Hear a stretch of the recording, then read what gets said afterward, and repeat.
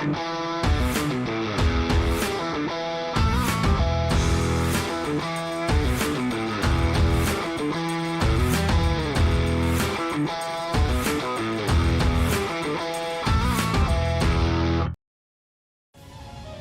already gone over how a move pool is all the possible moves a Pokemon can learn. On the other hand, the moveset is the 4 moves you select for your Pokemon to use during battle. Yes, you heard that right. Pokemon can only select 4 out of the hundreds of moves they can learn at once in a battle. This makes the moveset a very customizable and strategic aspect of competitive Pokemon. The choice for what goes into a moveset is dependent on what role a Pokemon plays in your team. For example, if a Pokemon is being used offensively due to their strong attacking stats and speed, you will want to choose the strongest moves available to them. When a Pokemon uses a move that shares the same type as them, the move gets a 50% increase in power, known as same type attack bonus, or stab for short. For example, if a fire-type Pokemon like Charizard were to use the move Flamethrower, its power would increase to 135 after the stab boost. The benefit from the stab boost is so strong that most Pokemon will at least select 1 to 2 stab moves in their moveset.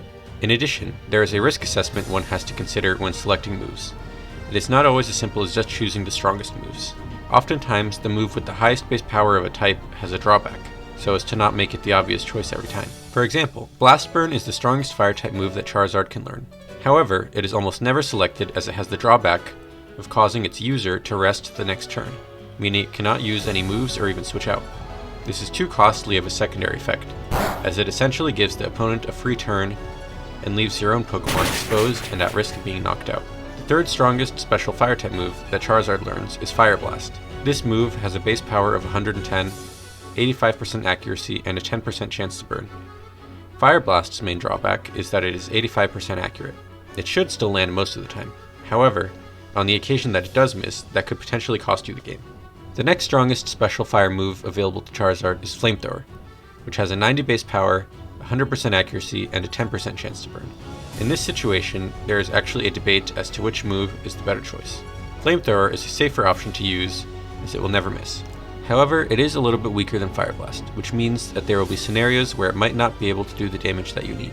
There is a good balance between the options here, as there is not always a correct answer. And this comes down to the trainer's preference and playstyle at this point, in regards with how comfortable they are taking the risk that your move will not land. Of course, you can also just choose to have both moves in your moveset, so you can be prepared for either scenario. This does mean that you'd have to give up 2 of the 4 move slots to moves of the same type. It is not worthwhile for Charizard to use any of the weaker special fire-type moves in its move pool, as Flamethrower's only drawback could be its power, and the potential secondary effects of some of the other moves are not a large enough incentive to give up on the higher damage output. Of course, decisions like this depend on a Pokemon's move pool, as it can vary in how many options a Pokemon has available to them, so you have to choose the best from what is there. The strongest special flying move Charizard has is Hurricane, with 110 base power. However, its accuracy is a mere 70%, which is too low for most players to feel comfortable with. Because of this, the most commonly chosen special flying move for Charizard is Air Slash. Beyond stab moves, there are other ways to round out the moveset of an offensive Pokemon. Firstly, since the objective of that Pokemon is to do as much damage as possible, it is important to also have moves from other types if that is an option. This is known as type coverage.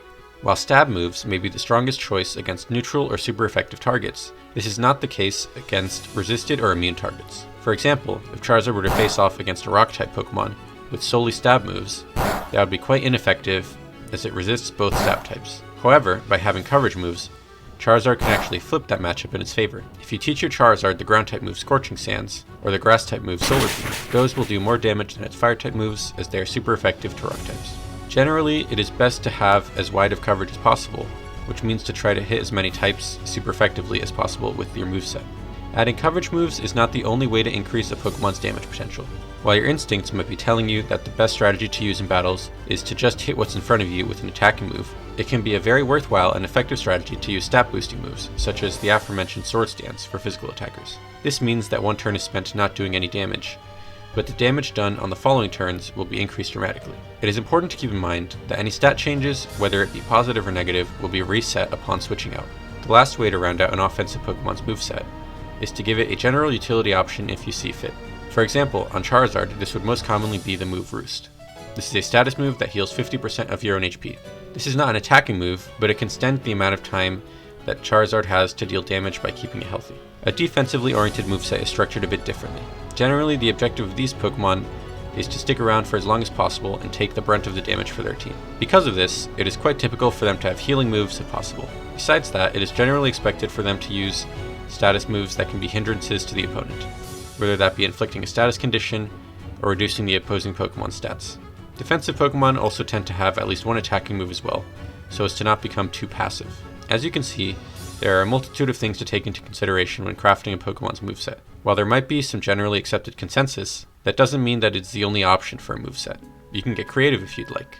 Understanding the basic principles of what can make a good moveset is a very important step in becoming a competitive Pokemon player.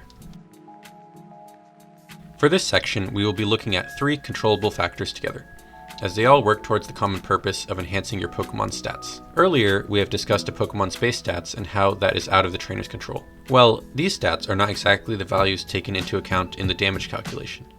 Base stats simply provide a maximum and minimum potential for each stat. These 3 factors can help you reach the maximum potential for each stat. First, we will discuss effort values, which are more commonly referred to as EVs. No, not that one. When preparing a Pokemon for battle, you can choose the amount of EVs you want to invest into each stat.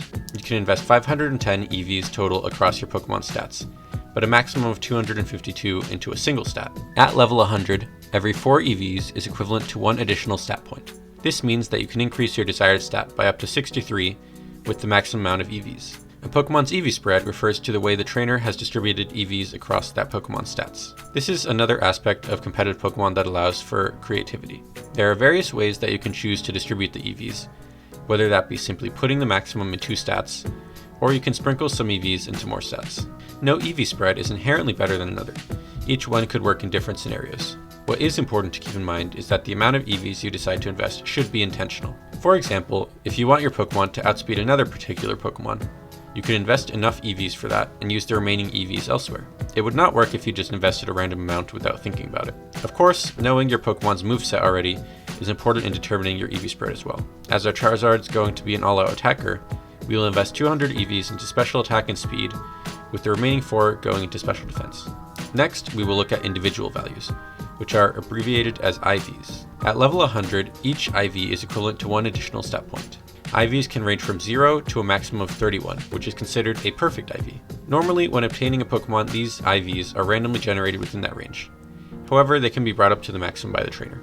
In most scenarios, there is really no reason not to max out all of your stats IVs. There are 2 main exceptions to this. Firstly, if you're intentionally using the move Trick Room, which makes the slower Pokemon go first, it would make sense to make your own Pokemon as slow as possible. Thus, reducing their IVs to 0 is the best choice for that scenario. Another situation in which you would want to have 0 IVs is for a Pokemon that only uses special attacks. This is because of a move called Foul Play. Foul Play is a physical Dark-type move with a 90 base power that uses its target's attack stat to calculate the damage. Most often, this move is used to dissuade powerful physical attackers from freely using setup moves like Swords Dance to inflate their attack, but it can also be used on special attackers if it is the opponent's only attacking move option. Since it would be targeting a special attacking Pokemon, the damage might not be too bad, but if you can reduce it by running 0 attack IVs, you might as well do it. These are little advantages that can be gained with IVs that may not always come into play, but can definitely change the outcome of some games. As for our Charizard, we will go with all perfect IVs, except for attack, where we will go with 0. Lastly, for this section, we will discuss Pokemon's natures. There are 25 different natures in total that a trainer can choose from to enhance their Pokemon stats. Each nature increases one particular stat by 10%, while decreasing another by 10%. There are also 5 natures that don't have any effect at all. These should never be used in competitive play, as you would be willfully neglecting a potential bonus to your stats.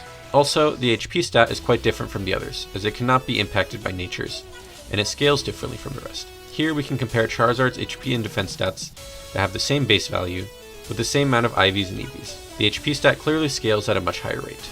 This can be useful information to keep in mind when crafting EV spreads and choosing what nature to give your Pokemon. Generally, the nature you choose depends on your EV spread. For example, if you invested the maximum EVs into speed and attack, typically you would either choose the adamant or jolly natures, as your special attack doesn't matter in this case. Also, it is generally best to use a nature that increases one of the stats you have invested EVs into. If you are using an EV spread which requires either both attack or defense stats, you might have to make a sacrifice and have one stat be lowered by the nature. This is all dependent on what you want your Pokemon to do. As for our Charizard here, we will go with the timid nature to go along with our IVs and EV spread.